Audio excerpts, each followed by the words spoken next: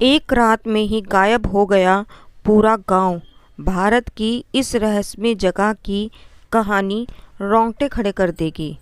नमस्ते दोस्तों, मेरा नाम संगीता है और आपका स्वागत है आपके अपने चैनल अनेक कहानियों में।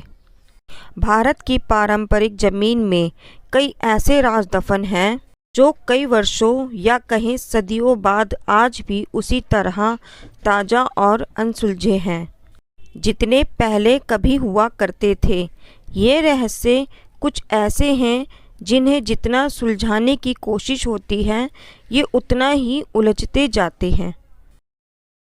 ऐसा ही एक राज राजस्थान के जैसलमेर जिले के कुलधारा गांव में भी दफन है। ये गांव पिछले 117 सालों से वीरान पड़ा है। ऐसा गांव जो रात ही रात में वीरान हो गया और लोग सदियों से समझ ही नहीं पाए आज तक कि आखिर इस गांव के वीरान होने का क्या राज है। कुलधरा गांव के वीरान होने को लेकर एक अजीबोगरीब रहस्य है। दरअसल कुलधारा की कहानी शुरू हुई थी आज से करीब 200 साल पहले, जब कुलधारा खंडर नहीं था बल्कि आसपास के 84 गांव पालीवाल ब्राह्मणों से आबाद हुआ करते थे। लेकिन फिर जैसे कुलधारा को किसी की बुरी नज़र लग गई। वो शख्स था रियासत का दीवान सालम सिंह, अय्याज सालम सिंह, जिसकी गंदी नज़र गांव की एक खूबसूरत लड़की पर पड़ गई थी। दीवान उस लड़की के पीछे इस कदर पागल था कि बस किसी तरह से उसे पा लेना चाहता था।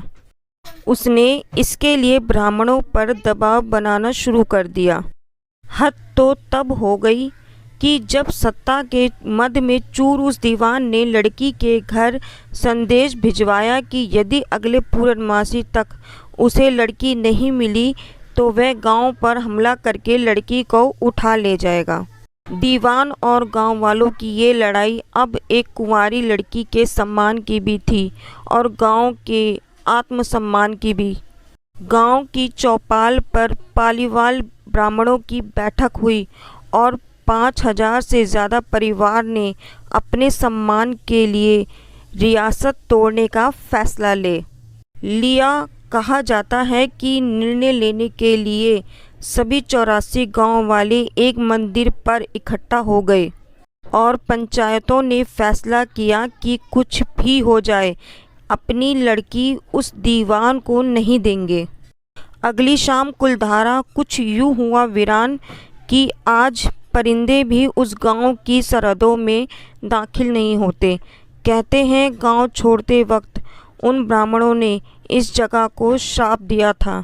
आपको बता दें कि बदलते वक्त के साथ 82 गांव तो दोबारा बन गए, लेकिन 2 गांव कुलधरा और खांबा तमाम कोशिशों के बाद भी आज तक आबाद नहीं हुए। कहा जाता है कि ये गांव रूहानी ताकतों के कब्जे में है। दोस्तों, दिन की रोशनी में सैलानियों के लिए ये रोज खोल दिया जाता है।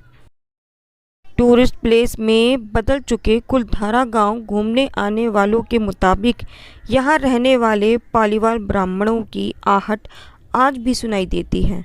उन्हें वहाँ हर पल ऐसा अनुभव होता है कि आसपास कोई चल रहा है। बाज़ार में चहल पहल की आवाज़ें आती हैं। महिलाओं के बात करने और उनकी चूड़ी और पायलों की आवाज़ हमेशा ही आती रहती है। प्रशासन ने इस गांव की सरहद पर एक फाटक बनवा दिया है जिसके पार दिन में सैलानी तो घूमने आते रहते हैं, लेकिन रात में इस फाटक को पार करने की कोई हिम्मत नहीं करता। कुलधारा गांव में एक मंदिर भी है जो आज भी श्राप से मुक्त है। एक बावड़ी भी है जो उस दौरान में पानी पीने का जरिया था। एक खामोश गलियारे में उतरती कुछ सीढ़ियाँ भी हैं। कहते हैं शाम ढलने के बाद अक्सर यहाँ कुछ आवाज़ें सुनाई देती हैं। लोग मानते हैं कि वो आवाज़ 18वीं सदी का वो दर्द है जिनसे पालीवाल ब्राह्मण गुजरे थे। गांव के कुछ मकान हैं जहाँ रहस्यमय परछाई अक्सर नज़रों के सामने आ जाती है। दिन की रोशनी में सब कुछ इतिहास की किसी ऐसी कहानी जैसा लगता है लेकिन शाम ढलते ही कुलधरा के दरवाजे बंद हो जाते हैं और दिखाई देता है रूहानी ताकतों का एक रहस्यमय संसार। लोग कहते हैं कि रात के वक्त यहाँ जो भी आया वो हादसों का शिकार हो गया।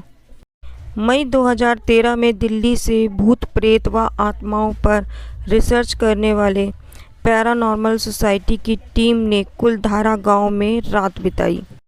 टीम ने माना कि यहाँ कुछ न कुछ असामान्य ज़रूर है।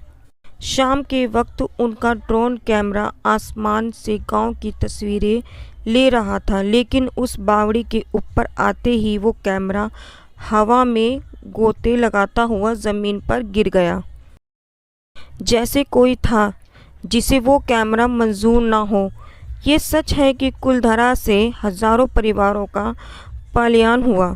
ये भी सच है कि कुलधरा में आज भी राजस्थानी संस्कृति की झलक मिलती है।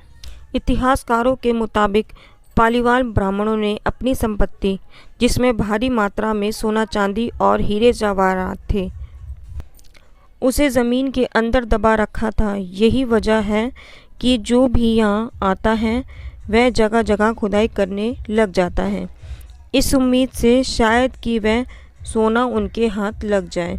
ये गांव आज भी जगह जगह से खुदा हुआ मिलता है। दोस्तों, अगर मेरी कहानी आपको अच्छी लगती है तो प्लीज़ लाइक कमेंट ज़रूर बताएं मुझे सब्सक्राइब करके कि मेरी ये कहानी आपको कैसी लगी।